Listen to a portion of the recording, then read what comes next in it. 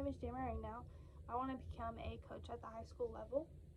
I would like to either teach agricultural science or be a history teacher, but I would mostly just want to coach softball or volleyball. Um, I want to become a coach and become a teacher to inspire kids to just learn to use their knowledge to develop knowledge and to pursue that further, whether it be technical schools or colleges or universities or JUCOs, anything like that.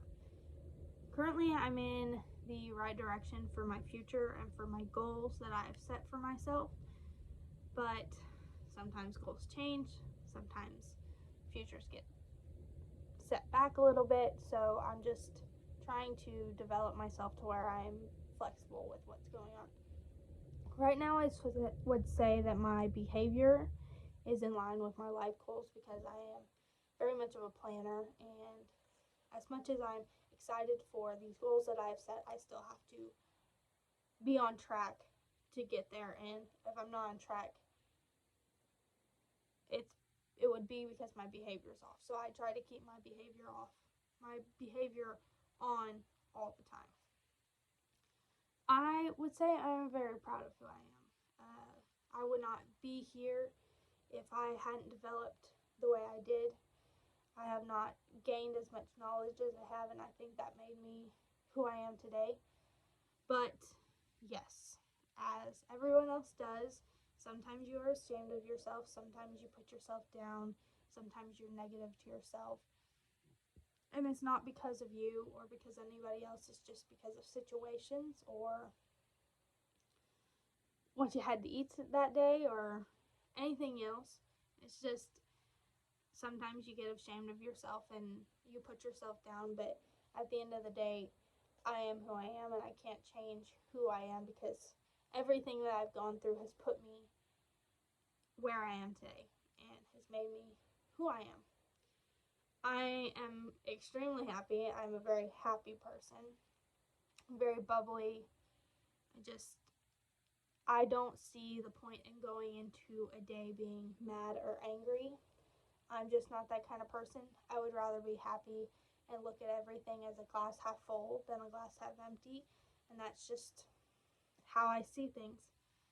I want to coach to inspire the youth, whether it be youth or adults or elementary students. I want to inspire these kids to either pursue or to make themselves better, to reach their own goals. I just want to inspire these youth and then make them better as they go on.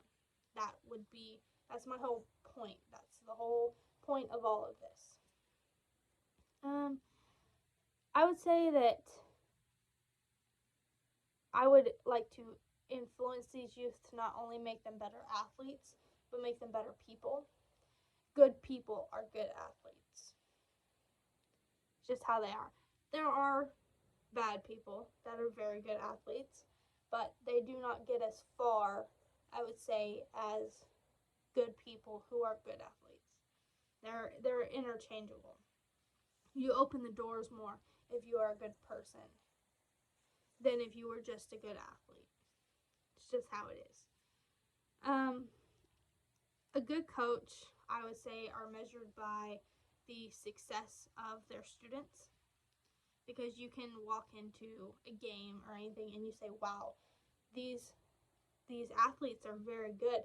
Their coach must be good. Their coach must be teaching them well.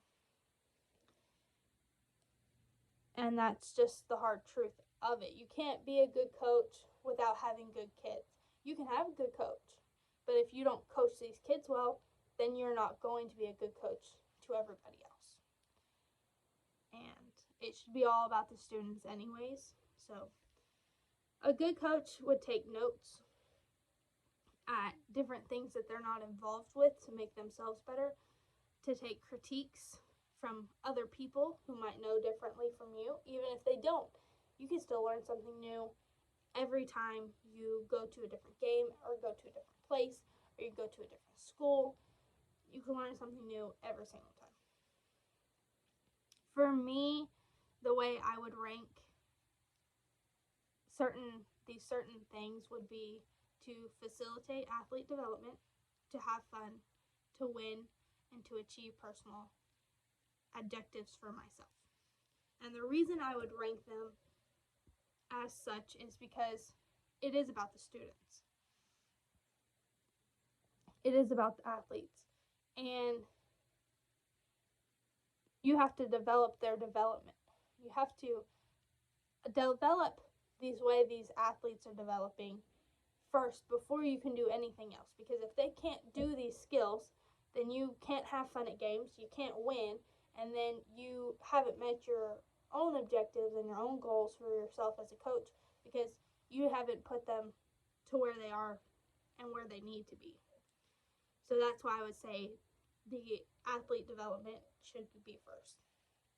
Nextly, I put to have fun because if all in all, if students do not enjoy what they are doing and don't enjoy the sport they are playing, then they're not going to be able to win games because they aren't having fun with what they're doing at practice, or they haven't had fun with it till now, till at the high school level. And if you don't have fun, then you can't win. I'm not saying that you can have fun and not win, but more than likely, if you're not enjoying what you're doing, you're not going to want to win in the first place.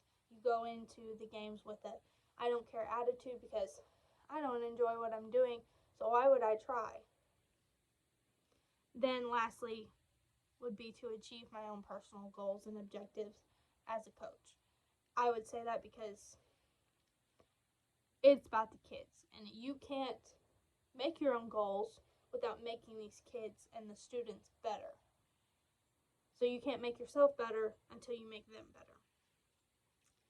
I would say that I am a cooperative coaching style, and that's because with being someone who enjoys these kids to just enjoy themselves and to have fun and to use their personalities and use their own traits during these games or during practices, I still am very an authoritarian because I like to have things planned out and we do them by the book, how we need to do them, and if it's not done the correct way, we'll do it again until it is correct. And all my writing lessons know that. My youth that I had for fall ball coaching when I used to do that, they all knew that as much as I want them to enjoy what they're doing in practice or what they're doing at games, it needs to be done exactly how we're teaching it and to help make them better. Because all in all, if they're not doing better, then they can't win games. I would say that I am more of a cooperative coaching style because I want to allow these students to use their own personalities and use their own likes and their own feelings in the games or in practices as they're doing it. And I'm not command style because I can't be a stickler my way or the highway kind of thing. Can't do that. These are students, they're kids. They have to develop how they're going to develop, and if you stop that, it's going to create a problem. And then it's going to create a negative environment within the sport that they used to love. Now they don't anymore because their coaching is driving them away. The way I would rank my students' things would be develop physical objectives and skills, have fun, and then win. Because again, you can't have fun and you can't win unless these kids develop their skills the way they need to be able to play the games at a higher level because you put them there. They can't have fun doing that because they didn't know what they were doing in the first place, and losing always brings down people's spirits a lot. So you have to set them up for success, and then winning lastly, because it should always be the personal needs of the students before you put winning right on top. But I would say that all of these could be interchangeable, but that's how I would put them being with my coaching style and how I would like to get things done. Thank you.